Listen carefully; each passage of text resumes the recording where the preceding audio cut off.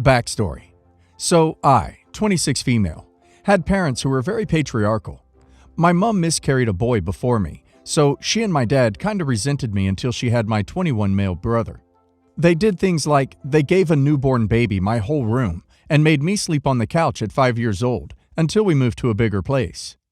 They never parentified me because they thought I would hurt my brother or something, but they expected me to drop everything I had for him.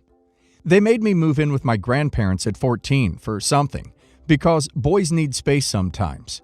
My grandparents were no better because they were A and expected so much of a girl. Like 4 years ago, I found out I wasn't on my parents' will for anything, not even a single antique earring from my mother, and when I was upset, they told me they never loved me as their own. A fight broke out where so many nasty things were said, and, well, they disowned me and put it in writing. It was more of they removed me from their family records, and my last name was changed to my mother's maiden name. Recently, they passed away, and yeah, my brother, a college dropout, who was living with them, inherited everything. From what I heard, he has been in rehab like twice, jail like 5 times, and he has like 2 baby mamas. So his life is great. Long story short, my parents had almost $1 million in debt. I don't even know how they thought they could pay it back before they passed. And my brother, who doesn't even have a job, has to pay it all off. He and some of my family are calling me non-stop, telling me I shouldn't ruin the life of a young boy. And since I make 6 figures a year, I should take the debt. Now, I don't duck with any crap, so I changed my number, and anyone who talked to me about it immediately unfriended. But now I am thinking, maybe my brother was just made out of circumstances, and I don't know, maybe I should help. It isn't all his fault, it is my parents. I want to know whether this relationship is worth saving, and whether I turn over a new leaf. I have always wanted a sibling. I just want advice on what I should do. Should I forget he ever existed and maybe even move countries? Or should I make patch old wounds? Are you in the US? Unless he signed anything, your deceased parent's debt doesn't transfer to him. Alternatively, do not take any debt. It sounds like they were afforded every advantage you weren't and are still in this position. Please don't take this debt. It's just silly.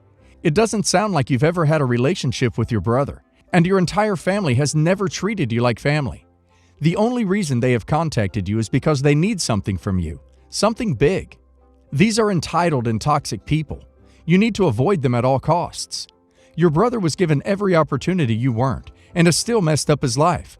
Don't let him mess up your life too. Canada. My fiancé and I both grew up very low class. Most of our family members are on welfare, and none have any post-secondary aside from one of her brothers. They all either make like $800 a month on welfare or $12 an hour part-time, and that's it, both sides. We both worked every summer since grade 10, and part-time all through our following high school, college, university years, to be debt-free. Now that I, 22 male, am graduated and make $110K a year as a software engineer, and she, 23 female, makes $65K working with kids that have autism, both of our families are expecting us to start funding their lives. My mother said I need to pay for her and my younger brother's rent, $800 a month, and her phone bill, $135 a month, because they have no money for food or anything, and she raised me, and I owe her back the money she spent when I was growing up. She's a single mom with me and my brother, 7 male. Her parents not only are no longer willing to help with our wedding, and made a huge deal of it in front of their whole family, saying respect is a two-way street. They were gonna give us like $700 that someone else, a grandparent, put into an account for her when she was young. And now they aren't going to, which I could care less about, but they seem to think it's massive. They're mad because they want us to, number 1, give 10% of our gross income, so like $1,450 a month to their church, and pay for her other brother's school, $3K a semester, and pay them $500 a week because things are tight right now, and it's our responsibility to look after less fortunate. Further, they promised the pastor at the church that we would start paying around $1,500 a month to it, and it's a small failing church, so he's been making plans and telling everyone in the small town they live in. I literally had the parent of someone I went to school with come up to me at Tim Hortons and thank me for my pledge to the church. That's how I found out. Only 2 months ago, neither side had ever asked us for money, and then when I graduated, I told them both our combined income like an absolute idiot. What do I do here? I don't want to give them money, but also I want us to still be close to our families. Edit. We are not religious at all, and I would never donate to a church because I could just donate the same money to the food bank, and it would feed people. It's going to sound harsh, but cut them off. Don't give them anything. They are gaslighting and guilt-tripping you for their own faults, and that's not your job. A mother keeping you fed as a child is the minimum, and is only used as backlash by a narcissistic person. If they are not willing to work full-time or have 2 part-time jobs to make it, that's on them, not you. You do not need to make up for them not trying. If you give them anything, they will come back, demanding it was not enough. And how dare they give away your money without asking you? So, here we go. I, 28 female, got engaged, 29 female, around November. I wasn't exactly thrilled about the timing of the engagement, but I accepted because I knew I wanted to marry him. Right after we got engaged, our relationship seemed to just go downhill super fast. We started to jump into wedding planning. We were fighting about the ring.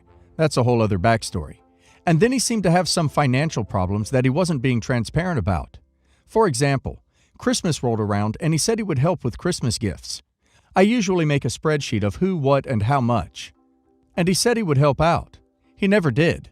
He bought just a few gifts he was responsible for. Then, at the end of the month, he told me he wouldn't be giving me money in January for rent, bills. I own the house, but he likes to pay for half of it, and half bills, and some grocery money. When he told me that, I was annoyed, but thought, whatever, I'm gonna marry this man. Maybe it's just a small hurdle before we start our lives. So, when 2022 wedding planning is in full swing, we made an agreement to have him keep the money he pays me monthly, about $1,200, and put that into an account that would be my contribution, and he would add a little extra if he could. So, here's where things go to absolute crap. He is a financial advisor, became one around 2020. He lived with me not having to pay anything while he studied for his licensing, which took about a year. He took over my parents' finances. I'm an only child, for your information, and was helping my mom with her retirement and my dad with some stocks he had purchased. They had a plan in place. Apparently, my dad had some very cool big tech stocks he had purchased in the early 2000s, and my fiancé's job was to take over management of them. One night we were sitting down to dinner, and my dad calls him. I can hear my dad is upset because his accountant said he now owed money for capital gains taxes. They talk for a while, and then Fiancé realizes he made an error. Instead of taking over management of them, he sold the stocks and bought a fund my dad didn't even know about. So I was annoyed, and he did not sleep and tried to see if it was fixable, and even tried to put in a claim the next day. He feels horrible. At the same time, our first down deposit rolls in, and we need to put $1,300 down for the photographer. And I tell Fiancé, perfect, we should have double that by now. His card doesn't go through, so I pay it. I figure he'll pay me back, it's just an error. This is where things get weird.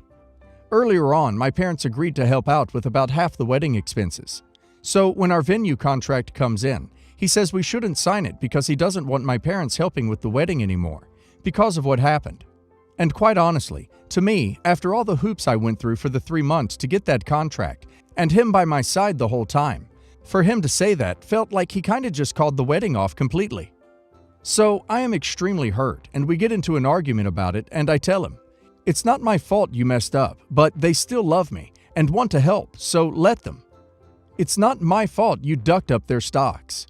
To which he proceeds he never ducked up, that he actually helped them because they sold at an all-time high. So he switches the story around. Also, I'm an accountant, so I know a thing or two. Then proceeds to tell me he's sorry about not paying the deposit, but his debit card was stolen. How convenient. So time goes on, these arguments keep popping up. I'm out a couple grand, and he's flip-flopping on his story and begins to have this robotic salesman sort of attitude. Like, very not genuine. We separate for a little because arguments just don't stop. He wants to know what he can do to make it right, and I tell him to talk to my parents. He is lucky they were very forgiving, but very firm with him at first. But when they caught wind, he didn't think it was his error, that he was helping them. It really set them off. My mom even cried because she couldn't understand why he would do that, and my dad will probably not let this go. It was sad because they have been extremely good to him and only wanted to be his client to help him out, and had even recently purchased him a $500 safe. I'm extremely sad and embarrassed that he did this to my parents and put me out of all this money. Not to mention, I have to explain that the wedding is off to my family and vendors. I'm not sure what to do. I feel like I gave him my all, and now he hurt me and my family. He's staying at his mom's. I can't even look at him. Seriously sounds like he was trying to rob your parents and steal from you and got caught in the middle of it. A financial advisor who can't get their own finances in order will be a crap financial advisor. He will never do well at his job. This is already evidenced by his duck-up with your parents' stock holdings. He also does not own up to anything, having no funds, making mistakes, etc. He doesn't want your parents' help because he is too fragile to own up to his mistakes and to even rise above his own twisted ego. He thinks he did them a favor when in reality your parents did him a favor and not only became his clients, but let his duck-up slide. This should have been a fireable offense should your parents really wanted to go down that route. Your soon-to-be ex-fiancé has no career to speak of because he sucks at it. You two will be financially insecure from a cash flow standpoint. It's everyone's fault, not his.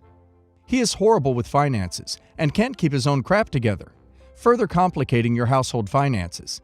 And he's just not dependable for anything. This entire ordeal is probably the best thing that's happened because now you see what he truly is.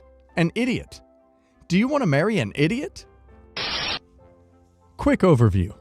My older sibling, Jay, 25, was the first to go off to college. My parents bought a car for Jay's graduation. We made a huge deal of it, invited people over to our house, and it was basically a big celebration. Jay traveled abroad for college, all expenses paid for by my parents. 3 years later, I, 22 female, also graduated from high school, and while I didn't get a car or a party, I was over the moon because I received a full scholarship to attain my bachelor degree at an elite university in J City. My dad didn't have to pay for anything, not even flights, which were about $500 round trip each time Jay came to visit. I was happy that I could save my dad some money because I was under the impression that we didn't really have that much. In the past, when I went to work during high school, my dad borrowed $2,500 worth of my paychecks to buy my younger sibling, L, school stationery. Since then, I thought that we were really going through a financial crisis and I should do my best to support my family. Anyway, this year, L, 19, also graduated from high school, and I was already worried how my parents would manage both L and J's college expenses. Apparently, my concern was completely unwarranted because L was renting an awesome studio and was given my dad's credit card to buy stuff because L had a tough time since we couldn't celebrate his graduation due to virus. So far, so good. L moved into the same expensive city that Jay and I were already living in. I was working 2 crappy jobs because rent here is ridiculous, and I had a series of scans done that weren't covered by insurance, which I had to pay off. Again, I didn't want to ask my parents for money because I thought with the added financial burden of L, we'd go bankrupt if I asked for support. Crap hit the fan when we all went home for Christmas, and while I had to fly with a transit stop to save money with the cheapest ticket, I found out that L and J were flying business. I was already fuming and asked why. My parents said that L did well on his first exams. The grades aren't even out yet. And Jay is finally going to graduate and get his BA. I was gobsmacked, and honestly tired of traveling for so long that I was just quiet the entire day and ignored everyone. I don't want to be the party pooper. I'm happy that Jay is graduating, but it seems so unnecessary to gift them with A, something so intangible and not worthwhile, and B, something so expensive when they've been saying they're low on money. Yesterday, I was at L's studio, and I heard him FaceTiming my dad, and L was saying that he wants to get a regional driver's license because he misses driving. My dad said verbatim, "If you put your all into your uni, then I'm going to get you a car." My name, college fund, was not used, and it will cover a small new car or a very nice used car. I felt all the unexpressed anger gushing out, and I just screamed, "What?" I can't believe that just because I didn't need the college fund for college, that they would just give it away. My dad said that the college fund was to finance my education, and my college education is already financed. Turns out that these little splurges like L and J's fancy flight were all given out from my fund. He said that L, J, and I are all in college. How that was possible is irrelevant, and in his eyes, we were all equal now. I said that he donated a part of his wealth to them, and not me, and that at least he could have given me a bit of the money that was in it, for better housing, or just in order for me not to work early morning and late night jobs that were wearing me down. In his eyes, it would be unfair to give me my college fund in cash. That would mean he would have to give them money as well. I don't get it. I'm not sure if I'm being unreasonable, but this conversation had me crying for so long, and I'm doubting whether I'm right and maybe what he's saying is true.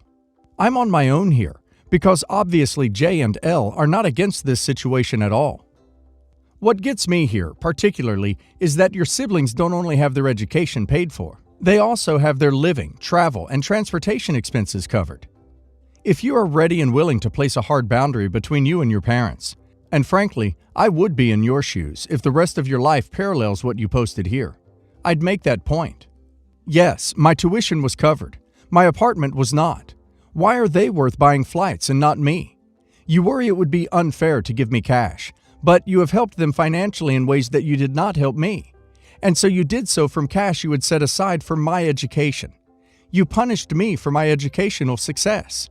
Do not tell me you believe about fairness when you bought Jay a car and promised L one when you wouldn't even help me with medical emergencies. Where is my car? Did they even pay you back the money you borrowed? If not, call them out on their lack of responsibility and mention it every time your father tries to bring up fairness. Again, I'm assuming there are not other ways you have been privileged over your siblings. Your anger and frustration is valid. You do not have to continue to have a relationship with people who repeatedly show you that you are lesser. It is not you are entitled for wanting a car. It is I do not want to participate in a family that treats me so unequally and then refuses to listen to me when I try to express my concerns. You should feel free to require a genuine apology that includes recognition of the harm and a plan to make it up to you.